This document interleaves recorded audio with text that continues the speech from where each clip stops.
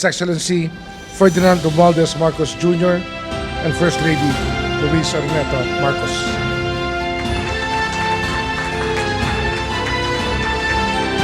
Thank you very much, Secretary Boying Remulla. Vice President Sara Duterte. Oh, please sit down. Former President and Senior Deputy Speaker. Again,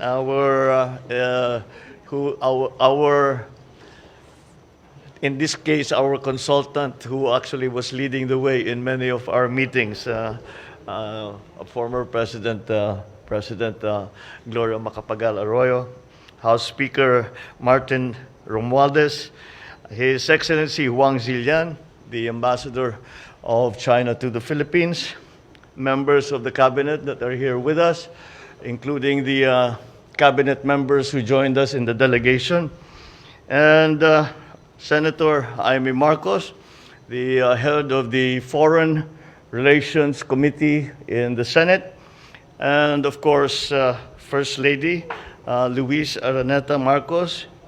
I believe Congressman Marcos of Ilocos Norte is also around. Congressman Antonino Calixto, I saw when we came in. The Chief of Staff, Lieutenant General Bartolome Vicente Bacaro, the PNP Chief General Asurin, and the commanders of the major services, my fellow workers in government, ladies and gentlemen, good evening.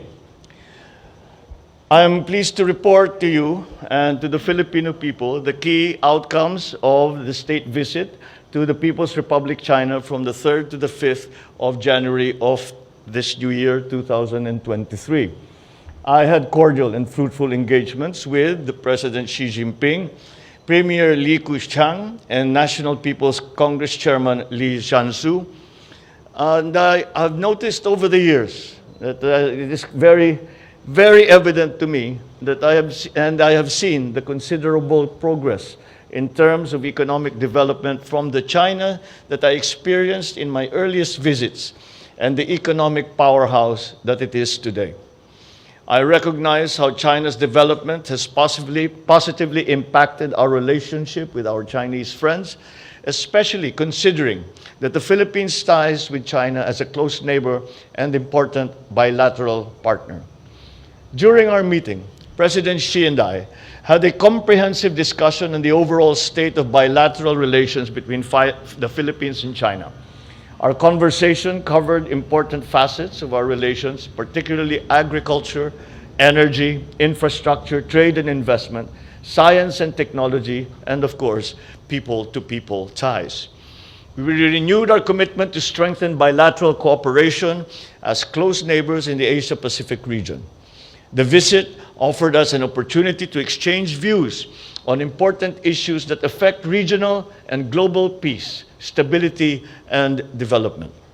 As we embark on a new chapter of our bilateral ties, President Xi and I shared the commitment to do everything possible to ensure that the Philippines and China will continue the positive trajectory of our relations, which has been elevated to that of a comprehensive strategic cooperation since 2018.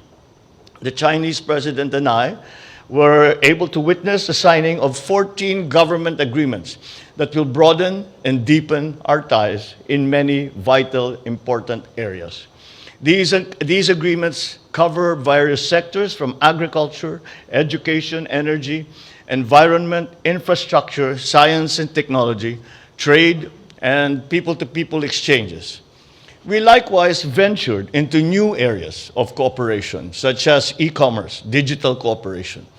These agreements reflect our common priorities as well as practical ways of pursuing bilateral cooperation in an ever-increasing range of areas. We welcome the growing trade relations between our two countries. We both noted the large trade deficit with China. But President Xi also said that China is willing to import more quality agricultural produce from the Philippines. And specifically, was mentioned very often was the importation of durian. And we signed the agreement on the 4th of January on the agreement between the Philippines and China as to the rules and regulations to make possible the importation of durian, mangosteen, and other specialty rice varieties and other fruits to China to help redress the trade imbalance that we now have. President Xi and I also had an in-depth and frank discussion on the West Philippine Sea issue. We took note of our growing maturity of this bilateral relationship. This bilateral relationship which now allows both sides to manage differences in the West Philippine Sea so as to not allow it to hinder the rest of our fruitful engagements and multifaceted cooperation. I emphasize to President Xi how my administration intends to pursue an independent foreign policy, that we are more than willing to cooperate whenever possible in the pursuit of regional peace and our two countries' national interest. We agreed that maritime issues between the two countries do not comprise the entirety of our relations, but we acknowledge as well that they remain a significant concern and priority for the Philippines and for the region. To avoid possible misunderstanding and miscalculation, we agreed to establish direct communication lines at various levels up to the highest level. I therefore welcome the signing of an agreement between our foreign ministries in this regard and directed our agencies to revitalize existing bilateral mechanisms to promote further mutual trust and confidence in each other. On energy cooperation, we agreed to resume discussions on oil and gas development and explore opportunities for renewable energy, such as solar, wind, photovoltaic energy, and even we touched upon nuclear energy. I also met with Premier Li Keqiang and conveyed to him our country's openness to enhance the economic and socio-cultural aspects of our relationship. I discussed with Chairman Lee San-soo of the National People's Congress how we could enhance cooperation between our two legislatures, building on the strength of party-to-party relations. And earlier today, I, together with the Filipino business delegation, met with Chinese business leaders and investors from top corporations and conducted roundtable meetings focusing on renewable energy, agribusiness, nickel processing, battery and electric vehicle manufacturing. I am pleased to inform you that there has been an overwhelming response from the Chinese business community on the investment and trade opportunities in our economy. The various Chinese companies participating in these meetings presented their investment plans in the Philippines, totaling $22.8 billion and trade purchase intentions of close to $2.1 billion. When realized, these investments will support our country's economic recovery efforts and create more jobs for Filipinos within our country. We will be releasing a more detailed breakdown of those numbers, which will be included in the final report of the delegation. Before I conclude, I reiterate my deep appreciation to President Xi for his gracious invitation and to the Chinese government for the opportunity to reaffirm and deepen the friendship between our two countries and to explore avenues of cooperation that are mutually beneficial. And finally, I thank our kababayans in China for their continuing support and trust, which will continue to inspire and motivate me to do my best as I steer our country towards an inclusive and sustainable development. It was unfortunate, however, that it was not possible to hold a meeting with our countrymen in China, seeing as the COVID protocols are still in place. But nonetheless, we are still reaching out to them and thanking them once again for their support.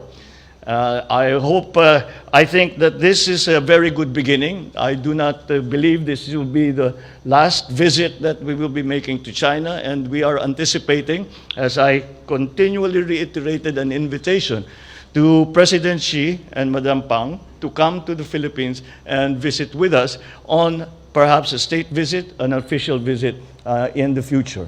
And with that, the strengthening relationship with China and the Philippines, we can only help smooth the way to a greater and deeper and stronger partnership between our two countries, which will also give us a stronger foundation to resolve whatever issues may continue between our two countries. I consider that despite the fact that we were there for essentially 2 days and working for about a day and a half, there is much that we have been able to achieve, but as I said, it is a good start, and we will continue to work on this most important relationship with this most important partner of the Republic of the Philippines. Maraming salamat po at magandang araw po sa inyong lahat.